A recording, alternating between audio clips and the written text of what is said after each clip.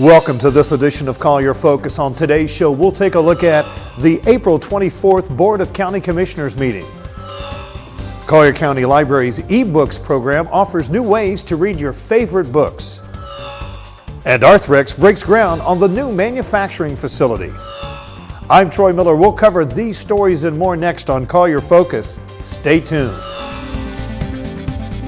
Whether reporting on the latest news stories or hot issues, taking a look at county government services, or announcing what's happening around the county, this is Collier Focus, bringing government home. At the April 24th Board of County Commissioners meeting, the board voted to outsource the Neighborhood Stabilization Program to Habitat for Humanity. The NSP program provides grant funding to counties to purchase and rehabilitate homes and then match them with low-income families who have financial qualifying issues. The program was not working well when the county tried to purchase, fix up, and then sell the homes, so the commissioners asked for alternatives. The solution was to contract with Habitat for Humanity to purchase, rehabilitate, and then sell the homes. Grants Coordinator Kim Grant talks about the changes. For NSP 1, we are going to transfer the existing properties to Habitat for Humanity. They will be redeveloping and reselling those to qualified buyers. For NSP 3, we will be providing Habitat for Humanity funding to purchase approximately 27 properties where they will again invest their own funds and bring buyers to the table for to put them into the homes. Collier County will continue in an oversight role, constantly monitoring the finances of the program. Collier Area Transit will be making a slight increase in fares in the paratransit program. Last year, the board had to approve additional funding for the program when money ran out before the end of the fiscal year due to the heavy use of the program. At that time, the commissioners also directed staff to consider a rate increase in order to keep the program solvent. Collier Area Transit Director Michelle Arnold explains how the rate increase was developed. We completed a fare equity analysis study, and it concluded that we could increase the fares. A part of the process was public participation. We spoke with the riders, and they unanimously, there was a large amount of riders that agreed that there should be a fare increase. They would rather the fare increase rather than reducing service. The Americans with Disability Act, or ADA fare, will increase from $2 to $3, and the transportation disadvantaged fare will increase from a range of $0 to $6 to a range of $1 to $7, depending on the nature of the trip. The fare increases will take effect on October 1st. The commissioners approved the annual evaluation and report-based amendments to the growth management plan.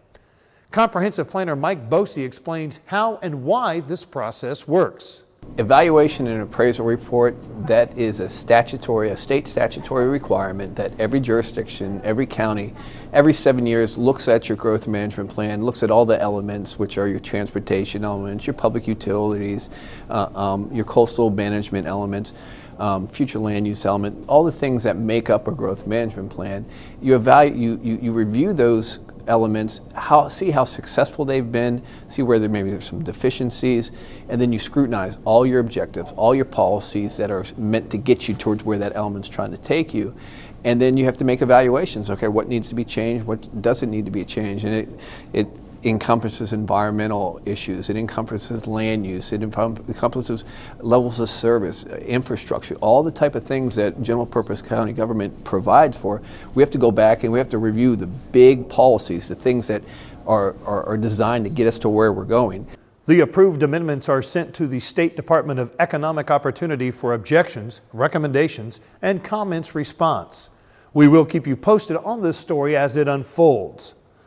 The board read a proclamation recognizing and congratulating NCH North Naples Hospital on receiving the RAP Award for its continued efforts to promote waste reduction, reuse, recycling, and environmental awareness.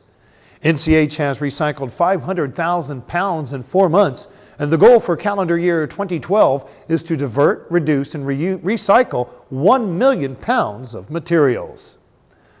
The National Guard was front and center for a portion of the commission meeting. First, The members of the 856th Quartermaster Support Company, 260th Military Intelligence Battalion, 50th Regional Support Group of the Florida Army National Guard was given a proclamation in honor of their upcoming deployment to Afghanistan. Then a report was given to the board regarding the construction of a National Guard armory at the Immokalee Airport. The facility will help expand the reach of the Guard and cut down on response time to this area of the state.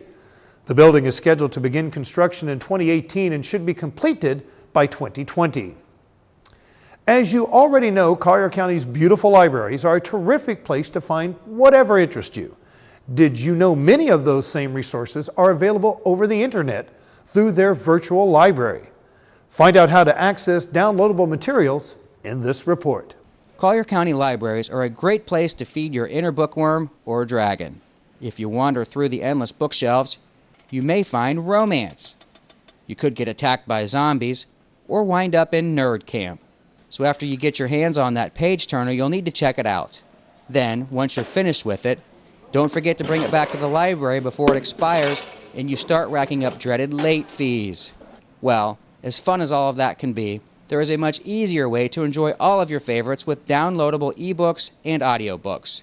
All you need is internet access, a valid library card, and a portable device or computer. People are really excited to be able to use our downloadable books. A lot of people now have portable devices like e-readers or MP3 players that they can use the downloadable books on, and they report that it's very convenient to use, and they're very excited to learn that the library offers this to them for free. Public Services librarian Kathleen Dolan demonstrates how simple the system is to use. Okay, you go to the website, which is www.colliergov.net/library, which looks like this, and then you want to click on the link for downloadable ebooks and audiobooks, which is right here. And when you click on this link, this takes you to the Overdrive downloadable audiobook and ebook page, and this is what the home page looks like. So to get started, you could either search by title or author, how you would search for a physical book in the library, or you can browse the different collections that we have. So I'm just going to search for a title. We're going to search for The Fifth Horseman. And so when I enter my search, I get a list of results. And these brief records will tell me a little bit about the book, what type of format, if it's either an ebook or an audiobook, and it tells me a little bit of information about the book, including how many copies are available and how many copies that the library owns. We can see here that the Fifth Horseman ebook, we have a few different formats, and depending on what type of device that you have would depend on the format that you would pick. So for example, we have Adobe EPUB book. I'm going to simply add it to my media cart. So I'm going to click the link that says add to my media cart. And then I'm going to click the link that says proceed to checkout, because I want to check out this book on my library card. At this point, it's going to ask me to enter my library card number.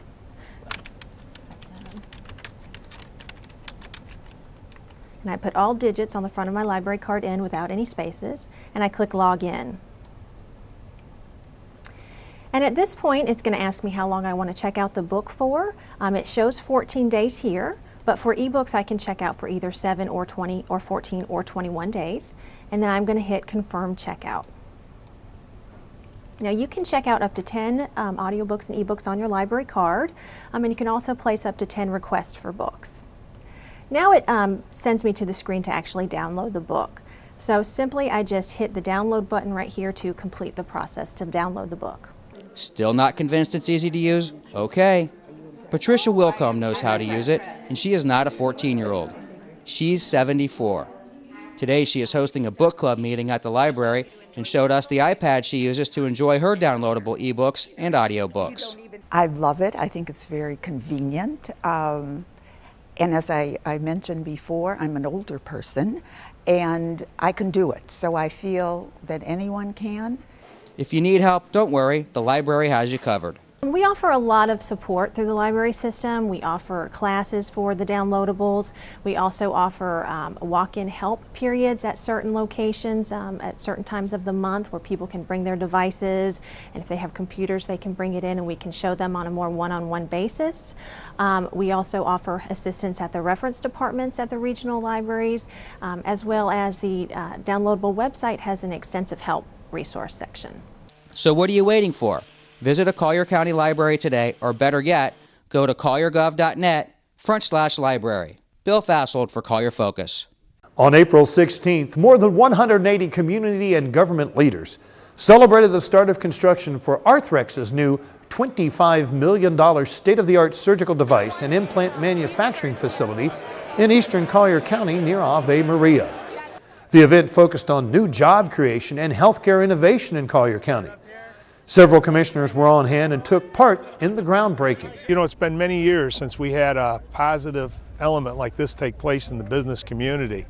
And this is just absolutely remarkable. 600 paying jobs, high paying jobs. It's going to benefit a part of our population now that don't have jobs, new jobs. And the Arthrex is probably the best company you could work for in all of Florida. They not only are high paying, but they offer all sorts of benefits, including medical, and just a tremendous work environment for people to work in. This affects the entire county. This step forward, giant step forward, affects the entire county of Collier. And in this area in particular, he's going to be bringing new jobs that have never even seen this area, not only for his own company, and by the way, let me add, what pleases me no end is the fact that his manufacturing is done right here. He doesn't ship it off to another country. He doesn't ship all the jobs off to another country. He keeps them here. Arthrex Manufacturing East will incorporate the latest in design and manufacturing technology for orthopedic surgical devices and implants of the future. Between 400 to 500 new jobs will be established at the facility by 2016. Well, Immokalee was the host to the inaugural Balloons Over Paradise Festival, April 14th and 15th. The event featured 30 custom hot air balloons, country music's John Anderson, food, trucks, children's activities, carnival games, art, and more. Unfortunately, high winds prevailed throughout the event, so the balloons never had the opportunity to fly. The balloons did, however, inflate, and it was quite a sight to see. Well, that's all the time we have for this edition of Collier Focus. Thanks for watching. We'll see you next time.